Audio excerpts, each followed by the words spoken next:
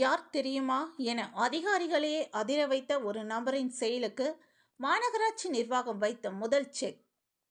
கோவை மாநகராட்சி சொந்தமான 10 கோடி ரூபாய் மதிப்புள்ள நிலத்தை மீட்டதுடன் ஆக்கிரமிப்பு செய்துபட்டிருந்த சொகுசு மதில் சுவர்களையும் மாநகராட்சி அதிகாரிகள் தரைமட்டமாக்கினர்.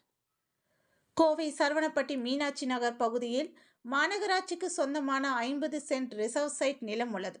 இந்த நிலத்தை அந்த பகுதியை சேர்ந்த நபரான சிவஞானம் என்பவர் சட்டவிரோதமாக ஆக்கிரமித்திருந்தார். அரசு நிலத்தை சுற்றி பிரம்மாண்ட மதில் சுவர் எழுப்பி அதனை தனது வீட்டின் ஒரு பகுதியாக மாற்றி உள்ளே ஒரு சொகுசு பூங்காவையும் அமைத்திருந்தார்.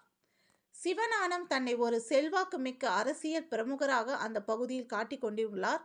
அதிகாரிகள் ஆய்வுக்கு வரும்போதெல்லாம் கட்சி மேலிடத்தில் தனக்கு நெருக்கமான தொடர்பு இருப்பதாக கூறி மிரட்டி வந்துள்ளார். குறிப்பாக குருவாயூர் கோயிலுக்கு தங்க கிரீடம் வழங்க ஏற்பாடு செய்ததே நான் தான் என்றும் கூறி அதிகாரிகளை நிலக்குலைய வைத்துள்ளார். இந்த நிலையில் மாநகராட்சி சொத்துக்கள் பற்றி அறிந்த மாநகராட்சி ஆணையர் சிவகுரு பிரபாகரன், யார் என்ன சொன்னாலும் அதிகாரிகள் அடிபணியக்கூடாது, அவை அரசின் சொத்துக்கள் ஆக்கிரமிப்புக்கு துணை போகக்கூடாது என அதிரடி உத்தரவிட்டார். இதனைத் தொடர்ந்து பலத்த போலீஸ் பாதுகாப்புடன் மாநகராட்சி ஊழியர்கள் சம்பவ இடத்திற்கு வந்தனர். பிரம்மாண்ட ஜேசிபி எந்திரம் கொண்டு பல ஆண்டுகளாக ஆக்கிரமிக்கப்பட்டிருந்த மதில் சுவர்கள் மற்றும் நுழைவாயிலை இடித்து தள்ளினர்.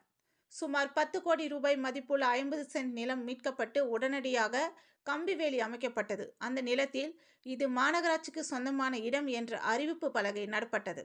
அரசியல் பெயரையோ மேலெடுத்து தொடர்பையோ சொல்லி அரசு நிலத்தை அபகரிப்பவர்கள் மீது எவ்வித பாரபட்சமும் இன்றி நடவடிக்கை எடுக்கப்படும். ஆக்கிரமிப்பாளர்கள் யாராக இருந்தாலும் சட்டம் தன் கடமையை செய்யும் என அதிகாரிகள் தரப்பில் தெரிவிக்கப்பட்டுள்ள சம்பவம் கோவையில் பெரும் பரபரப்பை ஏற்படுத்தியுள்ளது.